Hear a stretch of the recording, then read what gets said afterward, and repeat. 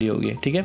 और वहीं category average जो है उसने कितना यहाँ पे पीटीआर दिया है 165.5% का। इसका मतलब ऑन एन एवरेज जो इसके पीयर्स हैं यानी कि पराग पारिक के जो पीयर्स हैं वो अपने पोर्टफोलियो को अब 1 साल में 1.5 टाइम ज़्यादा जो है वो चर्न कर रहे हैं, ठीक है। चर्न करने का मतलब बाय सेल करे जा रहे हैं। तो लोअर पीटीआर होना as in the case of Parag Parikh flexi cap fund वो बेसिकली इंडिकेशन दे रहा है कि ये बाय एंड होल्ड अप्रोच यहाँ पे रख रहा है, ठीक है।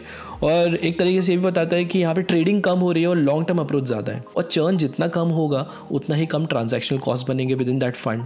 और वहीं हायर पीटीआर जो होता है कैटेगरी एवरेज ने कितना दिया है 165.5% का, जो कि काफ़ी ज़्यादा है, ठीक है। इसका मतलब ये बता रहा है कि फंड्स जो है बहुत ज़्यादा एक्टिव है, बहुत ज़्यादा रीशफलिंग हो रही है पोर्टफोलियोज में कंपेयर टू दिस फंड। पराग पारिक अगर हम ब्रेकडाउन देखें तो इक्विटी यहाँ पे होल्डिंग है इसकी 78.35% की, वही डेट होल्डिंग इसकी है 10.5% की, और अदर्स में आता है 11.5%।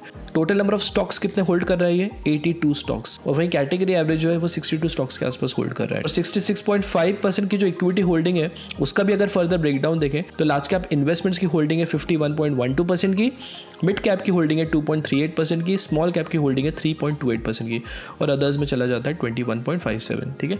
अगर टॉप 10 स्टॉक्स की बात की जाए इस पर्टिकुलर पोर्टफोलियो में जो हाल फिलहाल है, अगेन ये रीशफलिंग होती रहती है बट एज ऑफ नाउ ये टॉप 10 स्टॉक्स में इन्वेस्टेड है। HDFC हो गया, बजाज होल्डिंग्स हो गया, ठीक है, फिर ट्रांसमिशन कंपनीज में हो गया, पावर ग्रिड वगैरह, फिर कोल सेक्टर में भी इन्वेस्टेड है, कोल इंडिया में, फिर प्राइवेट सेक्टर बैंक्स में HDFC के अलावा ICICI में भी इन्वेस्टेड है, FMCG सेक्टर में ITC लिमिटेड में इन्वेस्टेड है, टेलीकॉम सेक्टर में भारतीय एयरटेल हो गया, फॉरेन इक्विटीज़ में फेसबुक हो गया, और passenger cars and utility vehicle में महिंद्रा एंड महिंद्रा।